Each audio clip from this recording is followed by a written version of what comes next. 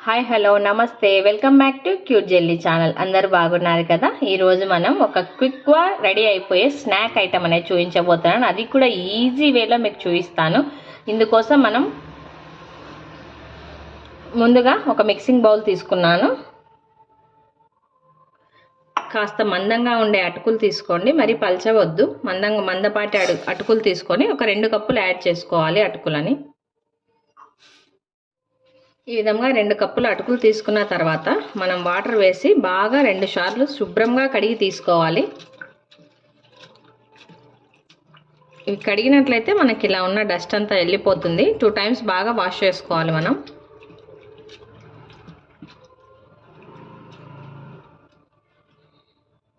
మనం వాటర్ అన్నీ వంపేసిన తర్వాత ఇలా ఒట్టిగా ఉండాలన్నమాట. ఎటువంటి వాటర్ యాడ్ చేయకుండా ఇలాగే మనకు ఆల్రెడీ అటుకులు అనేటివి మెత్తబడి ఉంటాయి కాబట్టి ఇలాగే ఒక 10 నిమిషాలు ఉంచేసేయాలి. 10 నిమిషాల లోపు మనకు అటుకులు బాగా మెత్తబడతాయి. తర్వాత నెక్స్ట్ ప్రాసెస్ చూసేద్దాం. మనకు అటుకులు మెత్తబడే లోపు ఈ విధంగా నేను 1 స్పూన్ ఆయిల్ యాడ్ చేసుకొని హీట్ పెట్టాను ఆయిల్ని. ఇందులోకి ఇప్పుడు కాస్త మనం పోపు యాడ్ చేసుకోవాలి. ఆయిల్ కాస్త హీట్ అయ్యాక ఇందులోకి 1/2 స్పూన్ వచ్చేసి జీలకర్ర యాడ్ చేస్తున్నాను నేను. జీలకర్ర కాస్త లైట్గా ఫ్రై అవ్వాలి మనకు. ఈ విధంగా జీలకర్ర బాగా చిటపటలాడుతూ ఫ్రై అవ్వాలి. లాస్ట్ ఇందులో కొద్దిగా ఇంగువ యాడ్ చేస్తున్నాను. ఇంగువ వేసేలోపే మనం మంట ఆర్పేసుకోవాలి. 1/2 స్పూన్ ఇంగువ. ఇప్పుడు ఈ పోపుని మనం ముందుగా నానబెట్టుకున్నాం కదా అటుకుల్లోకి యాడ్ చేసుకోవాలి. చూడండి, మనకి అటుకులు బాగా మెత్తబడిపోయాయి. ఇలా అంటేనే మనకు ముద్దగా ఫామ్ అవుతున్నాయి కదా. ఈ విధంగా ఒక 10 మినిట్స్ లోపే మనం ఎటువంటి వాటర్ యాడ్ చేయకుండా జస్ట్ కడిగి పక్కన పెట్టేసినా కానీ ఇంత చక్కగా నానిపోతాయి అన్నమాట అటుకులు. ఇప్పుడు ఈ అటుకుల్లోకి మనం పోపు వేసి పెట్టుకున్నాం కదా, ఈ ఆయిల్, జీలకర్ర, ఇంగువని యాడ్ చేసుకోవాలి మనం. ఇప్పుడు ఇందులోకి 1/2 స్పూన్ ఉప్పు మీ రుచికి సరిపడా యాడ్ చేసుకోండి. 1/2 స్పూన్ పసుపు,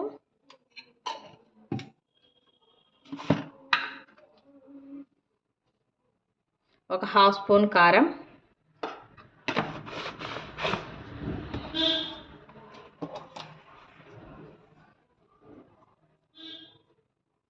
1/2 స్పూన్ వేయించి పొడి చేసిన జీలకర్ర పొడి,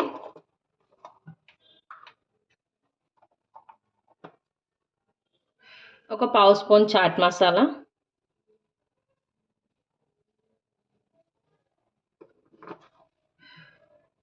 ఈ విధంగా మనం మసాలాలన్నీ యాడ్ చేసి ఒకసారి బాగా అటుకులకు పట్టించేసుకోవాలి. అదేవిధంగా ఇలా స్మాష్ చేసినట్టు కలుపుకోండి మిక్స్ చేసేటప్పుడే. ఈ స్నాక్లోకి ఇంగువ టేస్ట్ చాలా బాగుంటుంది, తప్పకుండా వేసుకోండి.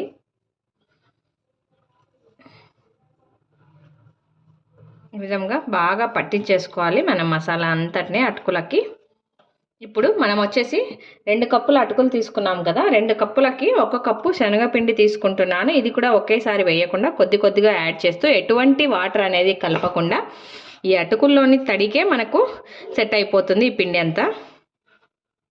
ఇలా బాగా ఒత్తుకుంటున్నట్లుగా కలుపుకోండి మీరు, ముద్దగా వచ్చే మాదిరిగా.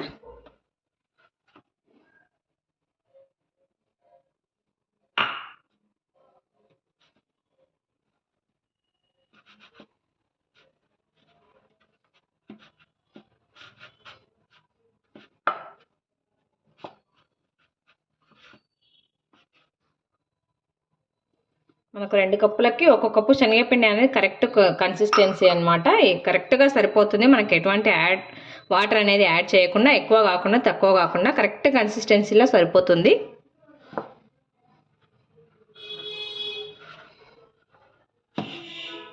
ఈ విధంగా మనం శనగపిండి కూడా వేసి బాగా మిక్స్ చేసుకున్న తర్వాత ఇందులోకి కొద్దిగా పుదీనా ఆకులని చిన్న పీసెస్గా కట్ చేసి తీసుకున్నాను. మీరు కొత్తిమీర కూడా యాడ్ చేసుకోవచ్చు, మీ ఇష్టం. నేనైతే ఇక్కడ జస్ట్ పుదీనా మాత్రమే యాడ్ చేస్తున్నాను. ఇప్పుడు మనం బాగా ఇలా ఒకసారి స్మాష్ చేసేసుకోవాలి. ఎలా అంటే మనకి ఇలా అంటే ముద్దగా ఫామ్ అయ్యేలాగా. ఈ అటుకులు నేను కలుపుకునే లోపు డీప్ ఫ్రైకి సరిపడా ఆయిల్ అయితే పెట్టేశాను. మీరు ఈ స్టేజ్లో ఒకసారి ఉప్పు కానీ కారం కానీ ఏదైనా ఒకసారి చెక్ చేసుకొని తక్కువగా ఉంటే మీ టేస్ట్కి సరిపడా కాస్త యాడ్ చేసుకోండి.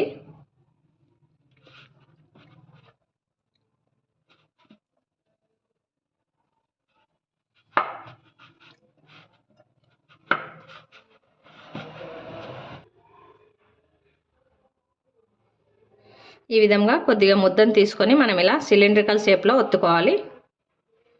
మీ ఇష్టం, మీకు ఇదే షేప్లో అని కాదు, మీ పిల్లలు ఎలా అయితే లైక్ చేస్తే ఆ షేప్లో చేసుకోవచ్చు.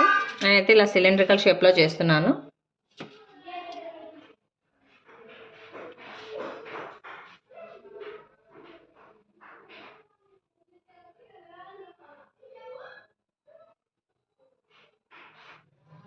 చూడండి, మనం ఈ విధంగా సిలిండ్రికల్ షేప్లో రెడీ చేసి పెట్టుకున్నాక ఇప్పుడు ఆయిల్ డీప్ ఫ్రైకి సరిపడా ఆయిల్ పెట్టేశాను. చూద్దాం ఒకసారి ఆయిల్ హీట్ అయిందో లేదో. మనం చేసుకునే ఈ సిలిండ్రికల్ షేప్ అటుకుల స్నాక్ని ఆయిల్లోకి డ్రాప్ చేసుకోవాలి.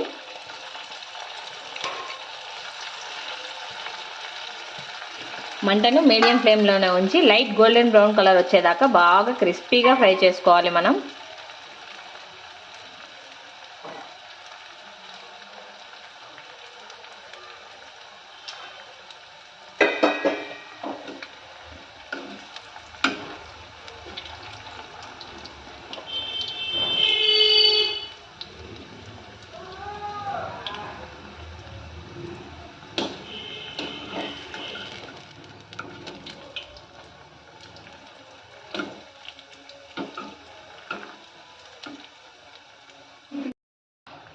ఈ విధంగా రెండు సైడ్లా బాగా టర్న్ చేసుకుంటూ బాగా లైట్గా క్రిస్పీగా వచ్చేదాకా ఫ్రై చేసుకోవాలి మనం. చూడండి, మనకి ఇలా కదుపుతున్నప్పుడే తెలుస్తుంది ఆ సౌండ్కే మనకి క్రిస్పీగా వచ్చాయా లేదా అని. ఆ విధంగా క్రిస్పీగా వస్తే మనం తీసేసుకోవచ్చు ఆయిల్లో నుండి. ఇదిగోండి, ఇలా మనకి పచ్చిగా ఉంటే ఈ సౌండ్ రావు, ఇలా వచ్చాయంటే క్రిస్పీగా వచ్చాయన్నమాట. ఇప్పుడు మనం స్టవ్ ఆఫ్ చేసేసుకొని హ్యాపీగా ఇలాగే అయినా సర్వ్ చేసుకోవచ్చు, లేదా టమాటో కెచప్తో తిన్నా ఇంకా చాలా టేస్టీగా ఉంటుంది. చాలా సింపుల్ ప్రాసెస్.